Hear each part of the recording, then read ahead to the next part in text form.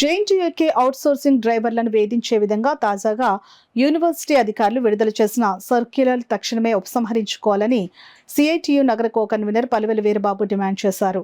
మంగళవారం సిఐటియు నాయకులు పల్లెవేలి వీరబాబు, మలకా వెంకటరమణ, చంద్రమల్ల పద్మలు యూనివర్సిటీ ఇన్ఛార్జ్ వైస్ ఛాన్సలర్ మురళీకృష్ణను కలిసి వినతిపత్రం అందజేశారు. ఈ సందర్భంగా పల్లెవేలి వీరబాబు మీడియాతో మాట్లాడారు. డ్రైవర్ అంటే మానసికంగాను శారీరకంగాను కూడా పనిచేయాల్సిన అవసరం ఉంటుంది. అధికారులు ఎక్కడైనా టూర్లు వెళ్ళినప్పుడు వెళ్ళాలి, మరలా డ్యూటీకి రావాలి. అలాగే ప్రతి విభాగంలో ఉద్యోగులు కష్టపడతారు, డ్రైవర్లు మరింత ఎక్కువ కష్టపడే పరిస్థితి ఉంటుంది.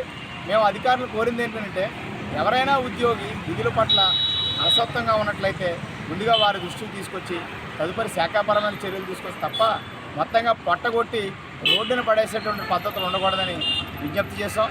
ఇంకో విషయాన్ని కూడా వారి దృష్టికి తీసుకెళ్లిన విషయం ఏంటంటే, ఈ రిజిస్ట్రార్ వారు ఇచ్చినటువంటి సర్క్యులర్ బయట వాట్సాప్ గ్రూప్లో జేఎన్టీలో కొత్తగా డ్రైవర్ల నియామకాలు జరుగుతున్నాయి, దరఖాస్తు చేసుకోండి అనే విధంగా సర్క్యులేట్ అయ్యిందంటే పరిస్థితి ఎంతగా ముందుకెళ్ళిపోయిందో అర్థం చేసుకోవాలని కోరాం.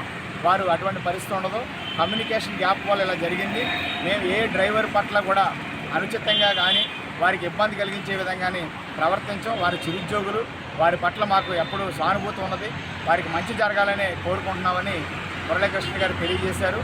వారు తెలియజేయడం పట్ల మేము సిఐటి తరఫున వారికి ధన్యవాదాలు తెలియజేస్తూ, డ్రైవర్లే కాదు జేఎన్టీయూకేలో సుమారు 500 మంది వివిధ విభాగాల్లో అవుట్సోర్సింగ్ ఉద్యోగులు ఉన్నారు.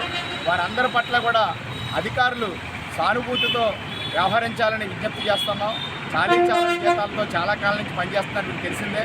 ప్రభుత్వ జీవో కూడా పూర్తిగా జేఎన్టీయూకేలో అమలు జరగడం లేదు. ఆప్కాస్ అనే సంస్థ గత ప్రభుత్వం పెట్టిన ఆప్కాస్లోకి జేఎన్టీ ఉద్యోగులు చేరలేదు.